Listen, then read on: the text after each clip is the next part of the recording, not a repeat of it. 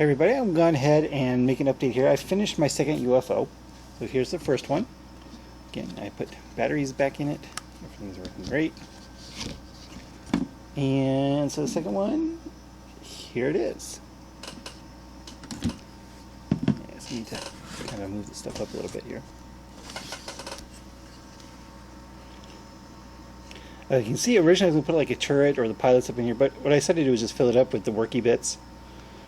And it turned out pretty good, I think. Definitely.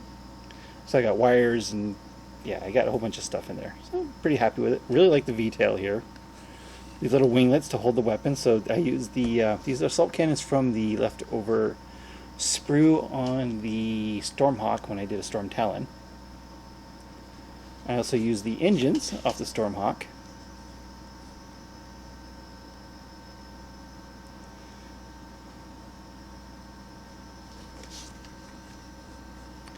So, and I did some other things on here. And so I'm going to go and turn it on now. Okay, so we got green LEDs here. So I used the original multicolored flashing LED in the middle when they came with the lamps. And I used two blue LEDs in the engines to make it look like the engines are actually running. And then I also experimented with the fiber optics. I want to see what it takes to work with that stuff. And so along the outside edges I drilled holes and put fiber optics along here. Let's see, you probably can't see it from here. I'm going to turn the light off. Okay, you can see this. I should be able to see this little dot flashing right here. That's the fiber optic going to the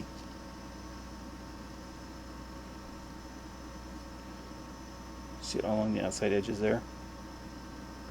It's a fiber optic going to the lamp. And let's go ahead and take it apart here because it is still unscrewable, so I can do fix the electronics or whatever in the future.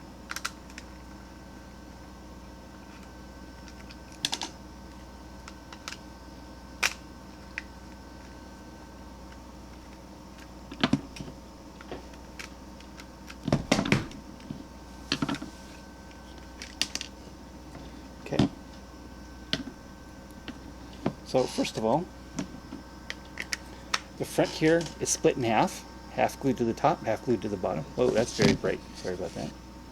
Fix that here. So that's how I got it apart. Let's put this back together here. Okay. So here's the fiber optics. So again, I just drill a hole along the outside edge and ran the optic all the way right up to the LED hole around the outside edges.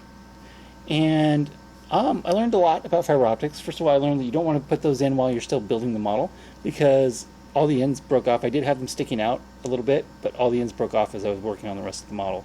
So you put in fiber optics, you wait till the end of the construction to get that done. And yeah. Having those little lights around the outside edge, there's still enough sticking out where I'll be able to cut it off and flush once the paint is on, but I really like how those came out. But anyway, here is number 2. I still haven't worked on bases for these things yet, and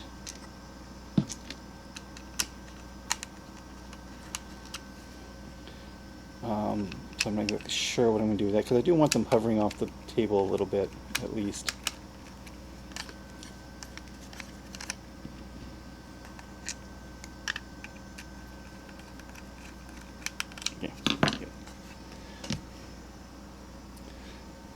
Yeah, so there are the 2 UFOs. Now I did say at one time I was thinking about getting 3 more of these and making a full unit, and I can actually get these off eBay for like $5 each shipped. So without the chrome on top of it, so that would save me the step of dechroming them. And you know what? After all the work I put into these, I'm not exactly sure I want to actually go through that because this is actually quite a bit of work to get these built. And trying to come up with something unique for each one is going to be a little difficult. So I'm not exactly sure how much I'm going to invest in getting more of these. But I'll see. That's all I can say is we'll see if there's going to be more of these or not. But for now, these are the 2 UFOs. LEDs are running. I think they look great. I like this one a lot. It definitely looks more like an airplane than this one does. This one looks more like a UFO. This one looks more like a miniature Daka jet. So they could pass for buggies or Defcopters, actually, either one, very, very easily. So I guess I'm going to grab some primer, start working on these things slowly in the next few days. And thanks for watching.